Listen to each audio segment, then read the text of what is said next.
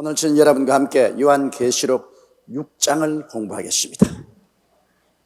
여러분 아시다시피 요한계시록 1장부터 3장까지는 교회 역사 시대인 것입니다.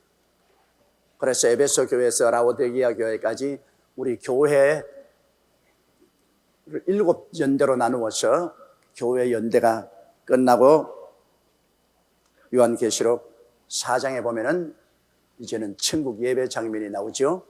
하늘문이 열리고 이리로 올라오라.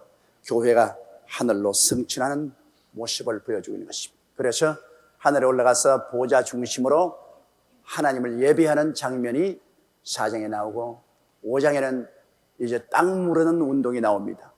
아담과 하와가 하나님께로부터 받은 지구의 통치권을 마귀에게 넘겨주었는데 이것을 예수님께서 다시 무르는 그런 장면이 계시록 5장에 나옵니다. 예수님이 이제 땅 무르는 역사를 마치고 이제는 임봉을 뗍니다. 그것이 6장부터 시작해서 이제 환란의 시대로 들어갑니다. 주님이 땅을 심판하시고 6장부터 19장까지 7년 동안 주님이 땅 무르는 역사를 베푸시는 것입니다.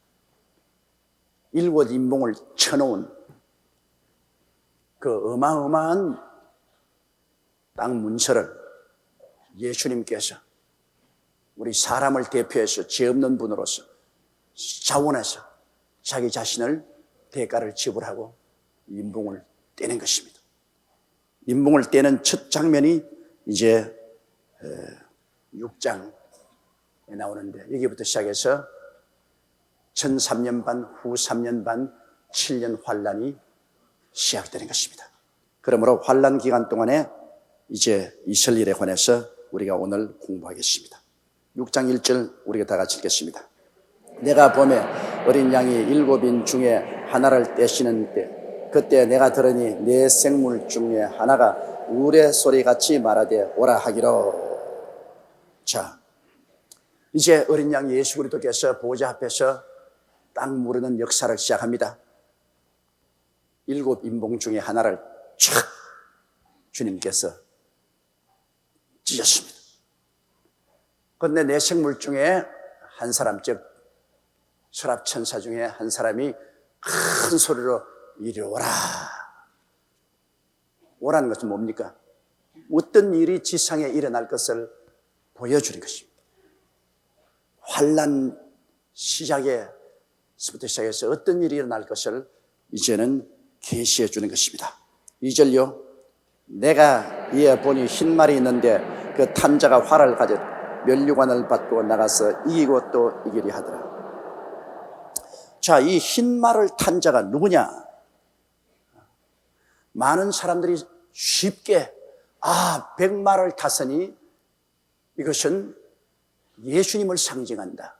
예수님이 그 말을 타고 이기고 이기려고 하는 장면이 7년 환란 초에 일어나기 때문에 7년 환란 초에는 굉장한 부흥이 일어날 것이다. 그런 말을 하는데 그 대단히 오해된 말씀입니다. 왜냐?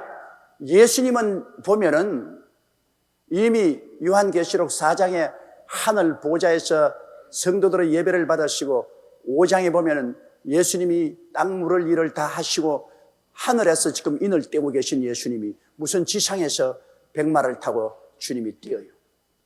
그리고 이미 교회와 성령은 지상에 있지 않고 하늘에 올라가 있습니다. 성령의 7 등불도 보좌 앞에 있지 지상에 있지 않습니다. 교회가 하늘에 이미 올라갔고 성령이 하늘에 올라갔는데 이 땅에 거대한 부흥이 일어날 리가 만무한 것입니다. 거대한 부흥은 이 땅에 교회가 있고 성령이 이 땅 교회에 계실 동안에 그런 부흥이 일어난 것이지, 교회와 성령이 이미 하늘나라로 올라갔는데 이 땅에 거대한 부흥이 일어날 리도 만무한 것입니다. 그러므로 이 흰 말을 타고 활을 들고 이기고 또 이기려고 하는 분은 예수님이 아니신 것이 대단히 분명합니다. 왜냐하면 예수님은 지상에서 지금 복음 전도하는 것도 아니고 이미 주님께서는 천창에 계셔서 7인을 떼고 계십니다. 그리고 교회와 성령도 이미 천국에 가 있습니다. 그런데 백마를 탄 사람은 빈 활을 들고 계속 이기려고 하는데, 예수님은 여러분 활을 들고 싸우지 않습니다. 예수님은 무슨 요사이 말하는 총이나 칼이나 기관총 들고 주님 싸우는 거 아닙니까? 예수님은 하나님이시라 입에서 나오는 금으로 싸우시지, 주님께서 무슨 손에 활을 들고 뛰어요. 그렇기 때문에 이건 예수님이 아니시라는 것을 분명히 알 수 있습니다. 예수님은 그 입에서 이한 금이 나오니 그것으로 만국을 치겠다고 말씀하셨습니다. 그러면 또한 이게 예수님이 아니신 것은 요한계시록 19장 12절에 보면 예수님은 만왕의 왕 만주의 주로서 많은 면류관을 썼지, 이 백마 탄 자는 면류관 하나 딱 썼습니다. 그 한 나라의 왕이란 의미지요. 예수님은 만왕의 왕 만주의 주가 있기 때문에 많은 면류관을 썼어요. 그게 요한계시록 19장 12절에 이 땅에 강림하는 예수님 모습입니다. 많은 면류관하고 면류관 하나 딱 생각하고 천양계천. 그리고 이 사람은 또 이기 보니까 나가서 이기고 또 이기려 하더라 했는데, 아직 이기지를 못하고 이기고 또 이기려고 하는데, 예수님은 이기고 또 이기려고 하는 분이 아닙니다. 예수님은 이미 이긴 것입니다. 요한계시록 3장 21절에 이기는 그에게는 내가 내 보좌에 함께 앉게 하여 주기를, 내가 이기고 아버지 보좌에 함께 앉은 것과 같이 하리라. 이미 예수님은 이기셔서 보좌에 앉아 계시는데 뭐 시함스럽게 이기고 또 이기려고 뜁니까? 이분 예수님이 아니에요. 그러면 이 백마를 탄 자는 누구냐? 메시아를 가장한 적그리스도를 말하는 것입니다. 여러분, 마귀도 광명한 천사로 가정하는 것입니다. 그러므로 여기에 요한계시록 6장 1절에 7년 환란의 벽두에 나타나는 것은 적그리스도입니다. 7년 환란 동안에 여러분 무대에서 주 쇼를 하는 분이 적그리스도입니다. 예수님 아닙니다. 예수님은 이미 일을 다 마치셨고 하늘 보좌에 앉으신 거죠. 7년 환란의 벽두로부터 끝까지 쇼를 하는 것은 적그리스도인 것입니다. 이 적그리스도가 예수 그리스도를 가장하고 이 세상에 평화와 번영을 가져오는 메시아라고 거짓 주장을 하며 그는 백마에 면류관을 쓰고 활을 들고 뜁니다.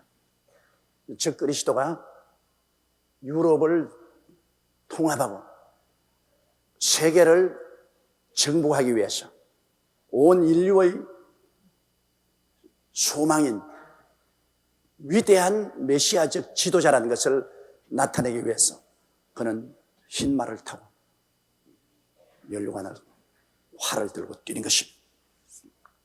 그런데 이 적그리스도가 오면은 온 세계가 환영할 것이라고 예수님이 말씀하셨습니다.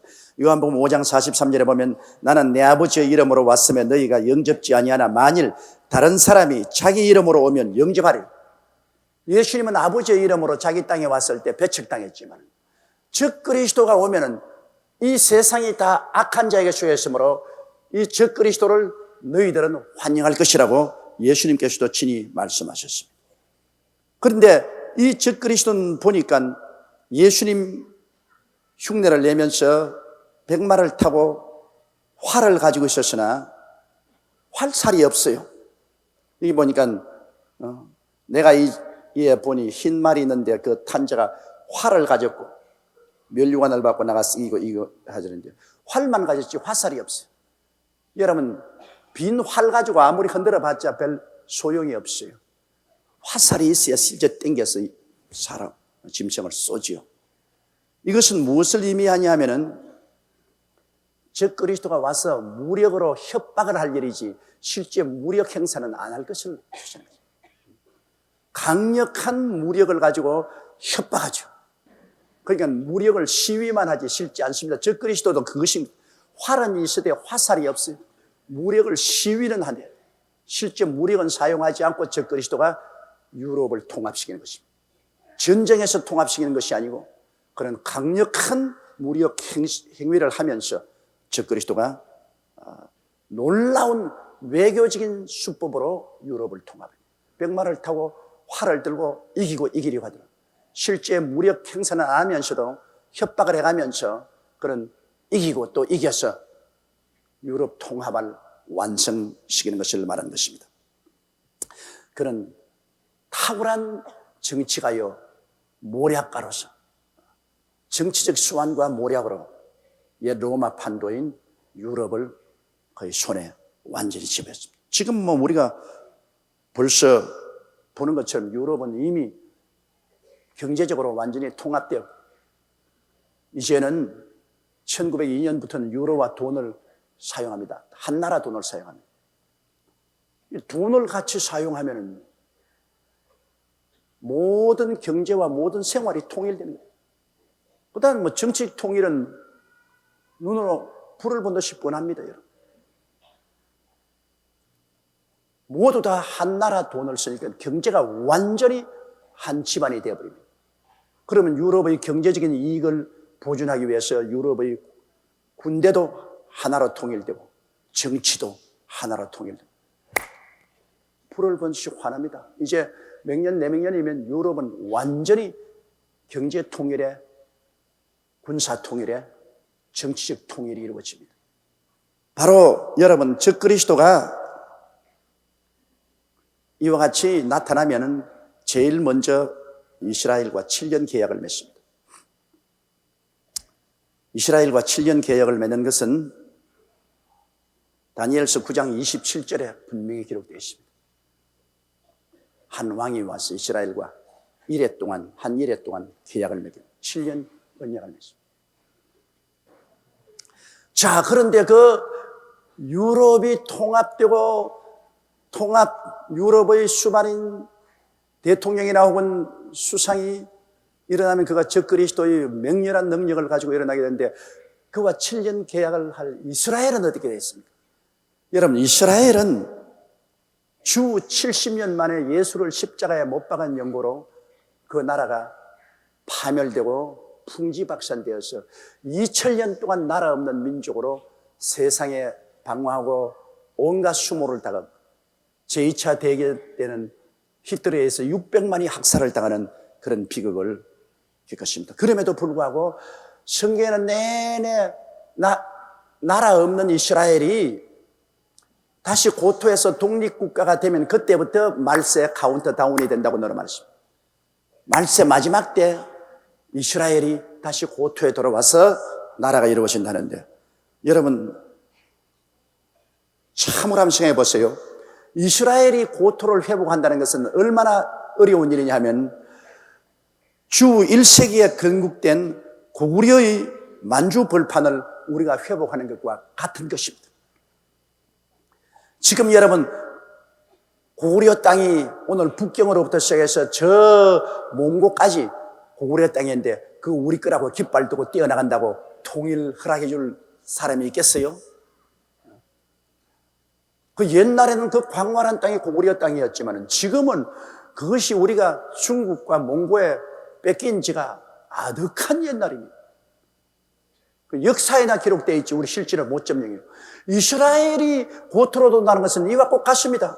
그들이 나라를 잃어버린 지 2000년입니다. 2000년 전 조상 땅 내놓아라. 그 말이나 될 소리입니까? 그럼에도 불구하고 성경은 계속해서 마지막 때 이스라엘이 2000년 동안 잃어버린 그 고토에 돌아와서 나라를 세울 것이라고 했는데 하나님의 말씀이 인간적인 생각으로 계산해 보면 이루어질 것 같지가 않았는데도 불구하고 이루어졌어요. 그것이 1914년에부터 1918년까지 있었던 세계 제1차 대전입니다. 독일과 터키의 연합군과 영국하고 전쟁이 벌어졌습니다. 그때 팔레스타인은 터키의 점령하에 있었습니다. 그래 영국과 독일과 터키 연합군하고 전쟁이 붙었는데 참 전쟁을 할 동안에 양 상방 나라 모두 다 화약이 떨어졌어요. 서로 싸우다 보니까 대포와 탄환을 너무 써가 화약이 떨어졌어요. 그때는 화약을 수지에서 만들었어요. 나무 기름에서 만들었어요. 나무 이렇게 베면 그 송직 나오는 그거 가지고서 그 속에 아세톤이라는 화약 원료를 뽑아내가지고 화약을 만들었는데 도저히 전쟁이 화약을 감당. 그 당시에 영국의 해군 장관이었던 윈스턴 처칠이 말했습니다. 영국에서 누구든지 수지에서 말고 화학적으로 화약을 많이 만들 수 있는 기술을 발견한 사람에게는 큰 국가적 상을 내리겠다 했는데, 그때 만체스터 대학교의 화학 교수였던 와이만츠 박사가 옥수수를 발효시켜서 그 속에서 화학의 연료인 아세톤을 대량으로 생산하는 길을 열었습니다.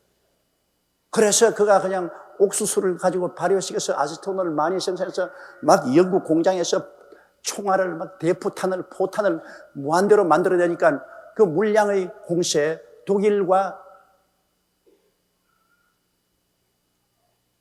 터키가 꼼짝 못했습니다. 그래서 영국의 알렌비 대장이 대군대를 거느리고 에집트를 통해서 시내 광야를 통해서 이스라엘로 진격에 들어갔습니다. 그때는 제일 처음 정찰기가 만들어져서 정찰 비행기가 떴는데, 터키는 아직 비행기가 없었어요. 터키 군인들이 예루살렘 성을 지키고 있는데, 영국 비행기가 요란 소리를 내고 와서 성미를 확 정찰하니까 터키 군인들이 기절 초풍을 했어요. 남평생 처음 보는 큰 새가 한 마리 날라와가지고서 막 예루살렘 성미를 막 시위를 하니까 막 터키 군인들이 아주 기절 초풍을 했어요.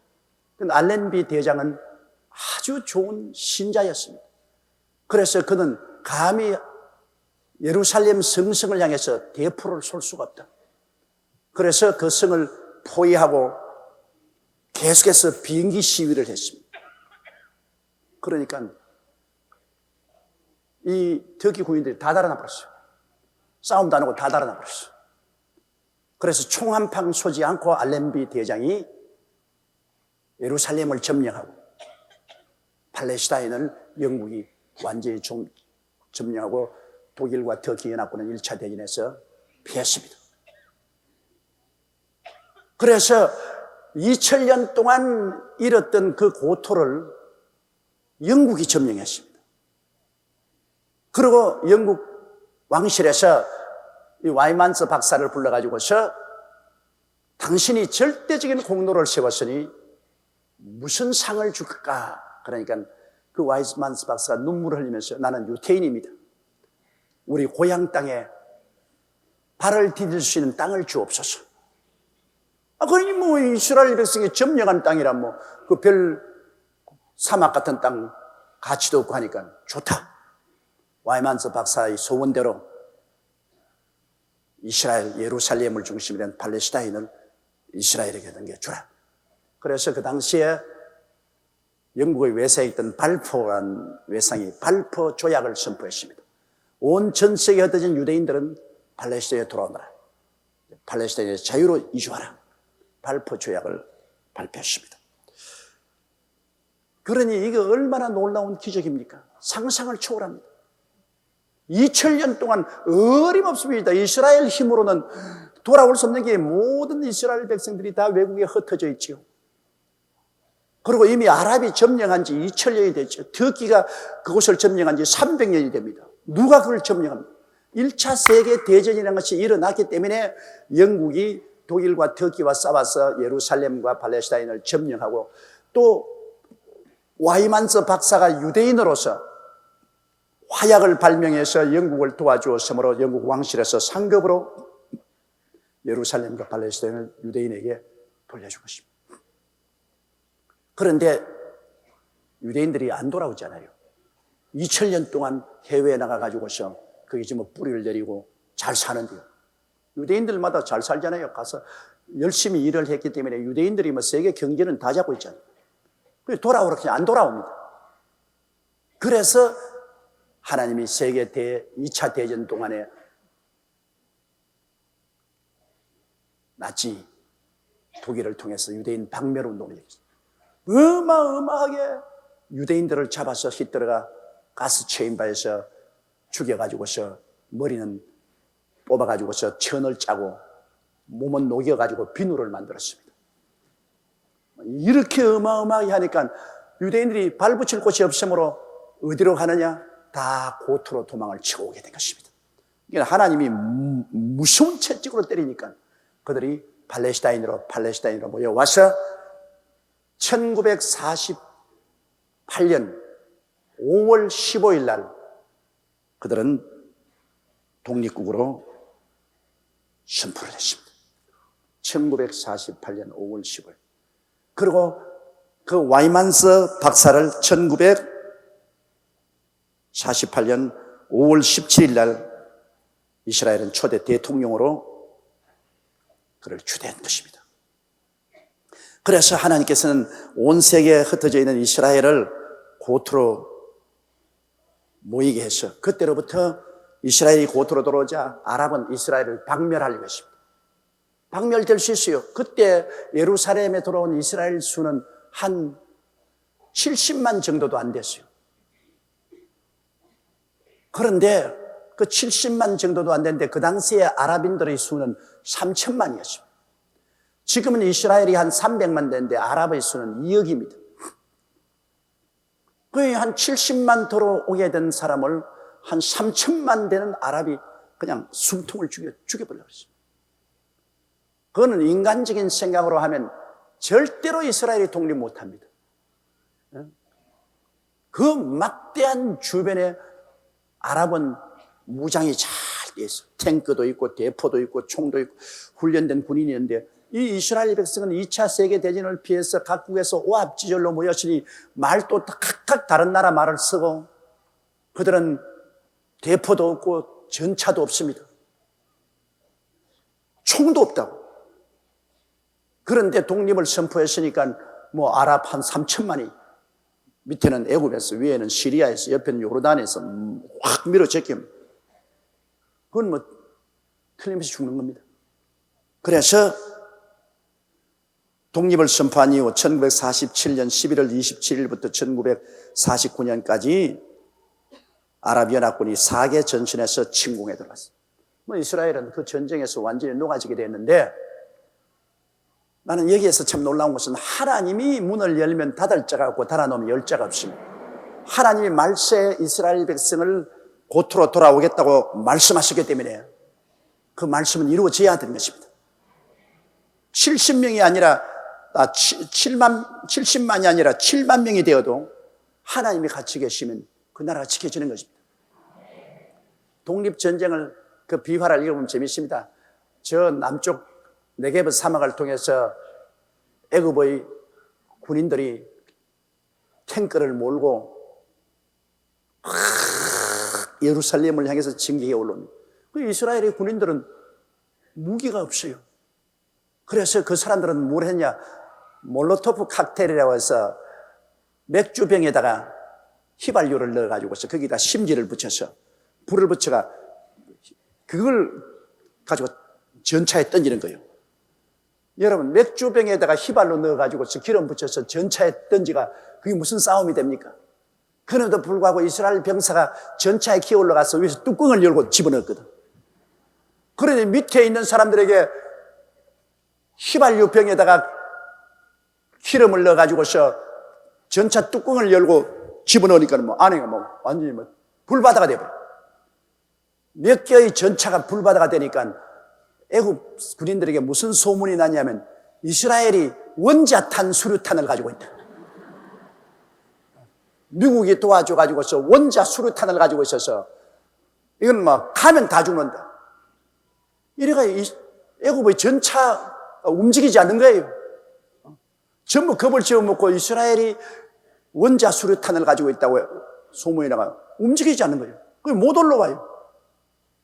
그 소문도 하나님이 다 낸다고요. 소문도. 거의 뭐 애굽 군인들이 막 완전히 이 상실해서 안 올라오죠. 전선이 교착되죠. 그런데 이제 시리아와 요르단군이 이스라엘을 쳐들어왔는데 이스라엘은 총이 없으니까 전부 부적갱이를 들고 나왔어요. 그거를 총처럼 이렇게 전부 방어전을 만들어 놓고 그게 내놓고 움직이는 거예요. 그 멀리서 보면 총처럼 보이라고. 그리고 그 중간에 군데군데 사냥총을 가지고 있는 사람들이 사냥총을 쏘는 거예요. 그래서 사냥총을 빵빵 하는데 보면 총 같은 게 움직이는 건 많거든, 굉장히.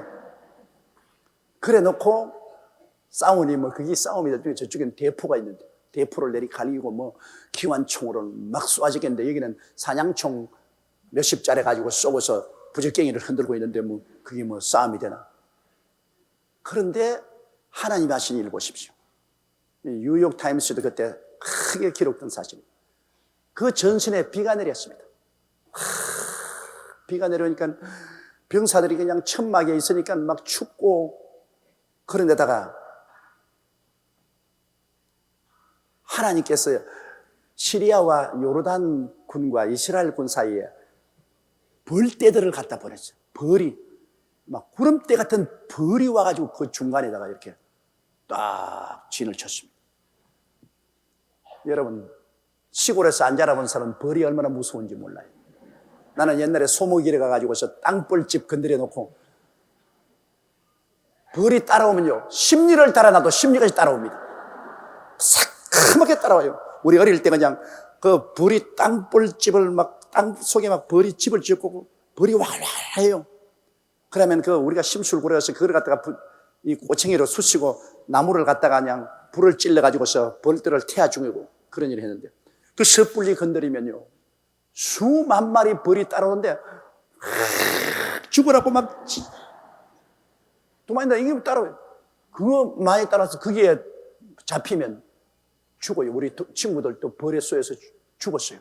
이게 한두 마리 아닙니다만 수천 마리가 붙어가 쏘니까 뭐 얼굴이 묵사발이 되는 거예요. 막 이렇게 부어가 온몸이 붓고 그 벌독에 걸려서 죽는데, 저도 한 번은 그 벌이 건드렸는데 막 벌이 막 날라 따라오니까 막 그러면 날 살리고 달아났는데 자꾸 따라오니까 안 돼가 할 수 없이 옆에는 막 물웅덩이로 뛰어들어갔다가 물웅덩이 속에 탁 들어가 보니까 벌들이 오보니까 물에 들어가 버리고 없거든.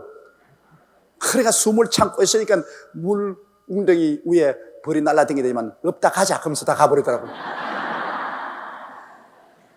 그래가 나는 살아났다. 이 벌 무섭습니다, 여러분. 가을에 우리 한국에도 보면은 벌초하러 갔다가 벌에 쏘여서 죽는 사람들의 소식이 가끔 신문에 나지 않아요? 이스라엘 진하고 시리아와 요르단 사이에 벌들이 진을 쳤어요.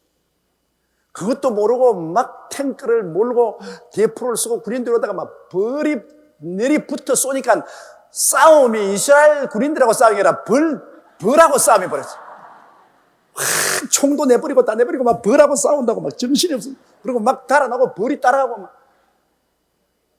이 벌에 쫓겨가지고서 이 사람들이 막 도망을 치고 비는 내리는 데다가 벌에 쏘였으니 벌독이 올라가 모두 다 설사를 하기 시작. 퉁퉁 붓고. 그래가 막 천막에 다 알아들어 누워있는 동안에 이스라엘 사람들이 건너가가지고서 그 탱크, 그 대포, 그 총을 다 몰고 왔습니다. 그 무기도 없는 이스라엘 백성이 막 갑자기 막 탱크가 막 굴러 들어오고 막 대포가 오고 말이지, 총들이랑 전부 시리아와 요르단 그 빼앗아 왔습니다. 하나님이 벌을 보내가지고 싸우고, 성경에 보면은 내가 왕벌을 보내어서 팔레스타인의 7족을 내어 쫓겠다고 말했습니다. 하나님이 역사하시면 도저히 상상하세요. 벌은 뭐 아무리 벌 보고 뭐 대포 쏘았자 벌이 꼼짝이나 합니까? 벌이 뭐 기관총 무서워합니까?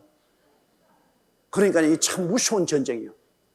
그래서 이스라엘이 거기에서 대량으로 무기를 놓여겠습니다. 탱크와 대포와 기관총, 총들을 놓여가 그걸 가지고서 싸우니까 뭐 도저히 뭐 애국 군대도 뭐 요르단 시리아도 어떻게 할 도리가 없습니다.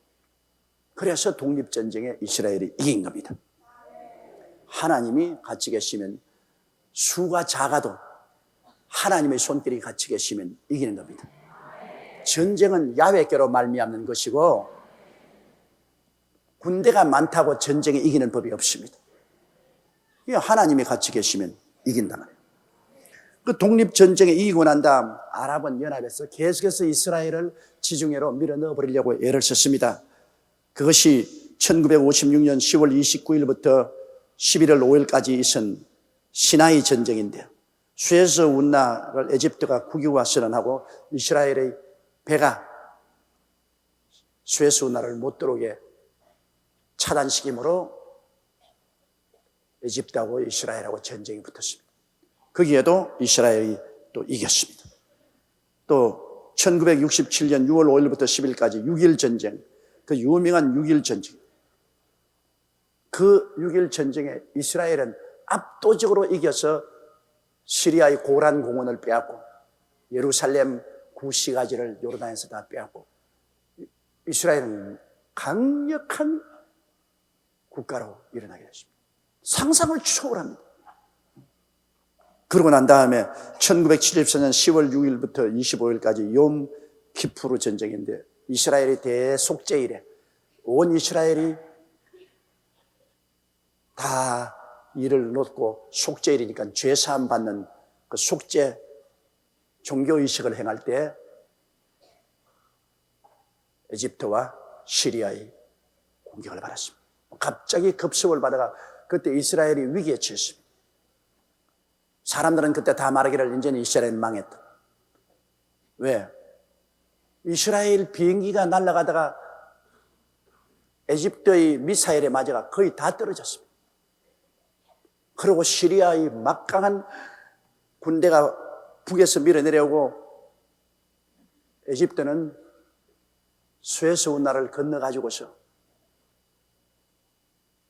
막 쳐들어왔습니다. 이래가 이번에는 이스라엘이 졌다고 생각했습니다. 다른 사람들이 다 졌다고 했는데 나는 그때 미국에서 부흥회하고 있을 때 나는 절대 안 진다 두고 봐라. 왜?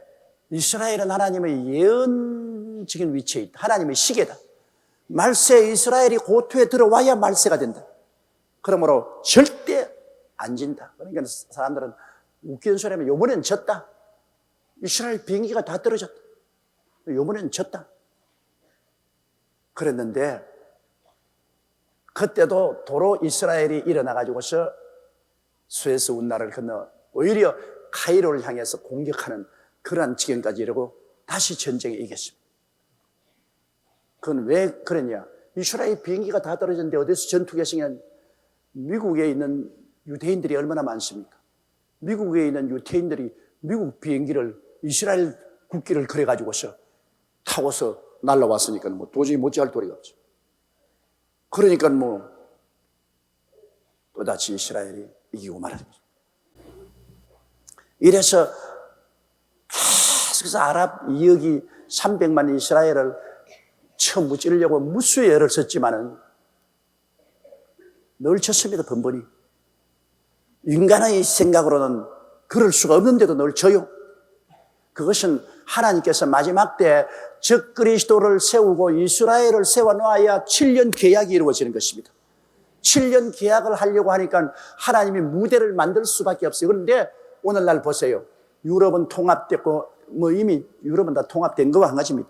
유럽은 통합되고 얼마 있으면 적그리스도가 나타날 것이고 그리고 이스라엘은 이제는 강력한 국가로 일어났습니다. 이스라엘은 이제는 무시 못해요. 왜? 이스라엘은 자체가 원자탄도 가지고 있고 우리 한국조차도 이스라엘에서 만든 무기를 지금 국방부에서 수입합니다. 무인 비행기, 이스라엘이 만든 무인 비행기를 공중에 띄어서 이 비행기가 4시간에서 5시간 공중에 날아다니다가 목표를 향해서 자살 공격을 하는 이런 무기들. 그렇지 않으면 함대, 함미사일. 어마어마한 무기들을 이스라엘 기술진이 발명하십니다. 그 우리 한국에 지금 그거 수입하고 있어요. 이러니까 이제는 마지막 때 하나님께서 예언하신 것이 다 이루어질 수 있는 무대가 이루어진 것입니다. 옛 로마 판도에 세워진 지도자는 앞으로 왜 이스라엘하고 7년 계약을 맺느냐? 여러분, 이 지도자가 강력하게 유럽의 지혜자로 일어나기 위해서는 전 세계 유대인의 경제적인 도움이 필요합니다. 미국의 경제력은 유대인이 다 잡고 있어요. 유대인 여러분 무시하고는 이 세상의 경제가 움직이지 않습니다. 그걸 알아야 돼요. 미국의 경제력이나 유럽의 경제력도 유대인이 다 잡고, 여러분 세계 어느 곳에 가십시오. 제일 잘 사는 지역에 가면 그 유대인들이 다 점령하고 있습니다. 미국에도 제일 잘 사는 곳은 전부 유대인들이 있습니다. 유럽에도 그렇고 오스트라리아가도 그렇고 제일 잘 사는 지역은 다 유대인들이 점령. 그 막강한 유대인들의 경제력이 있어야 됩니다. 그 유대인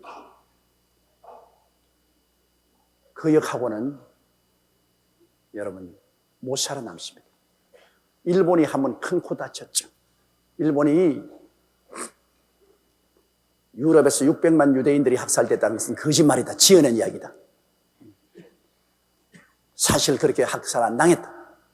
그거를 문해춘추라는 곳에 글을 적고 반유대 운동을 일으켰습니다. 그러자 뉴욕에 있는 유대인 연합체에서 일본을 때려라. 그래가 일본하고 수입을 하던 수입체가 일본 물건 수입 안 하지요. 은행들이, 유대인 은행들이 일본하고 교제 안 하죠. 일본 경제가 순식간에 거꾸로졌습니다. 그렇게 승승장구하던 일본 경제가 불과 몇 달 내에 완전히 아주 풍지박산. 그래서 일본 정부와 문해춘추에서 공식으로 회개를 하고 용서해달라고 빌고 잘못했다고 발표를 했습니다. 그냥 유대인 경제를 여러분 무시하고 마음대로 못해요. 우리 대한민국도요, 이 유대인들을 무시하고는 우리 한국 경제가 못 뻗어나갑니다.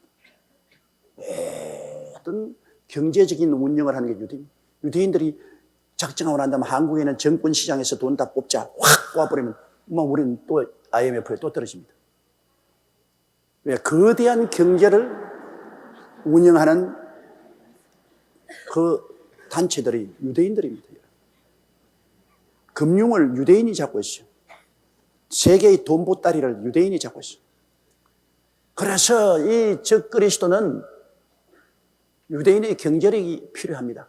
유럽이 지금 일어나고 있지만 강력한 경제적인 스포트가 필요하기 때문에 그는 이스라엘하고 악수를 하기를 원합니다. 그럼 전 세계는 유대인들이 금융이 밀어주니까.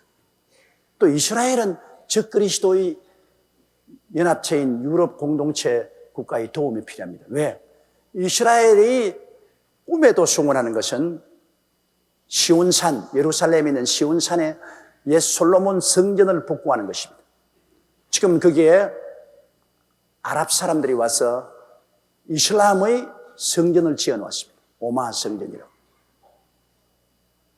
근데 아랍 사람들은 그게 3대 성전입니다.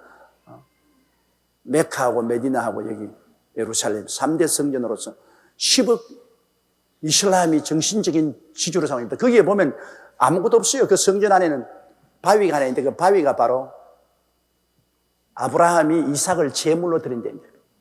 그런데 이스라엘 백성들은 아브라함이 이삭을 제물로 드렸다고 하고 아랍 사람들은 아브라함이 이스마엘을 제물로 드렸다고 하고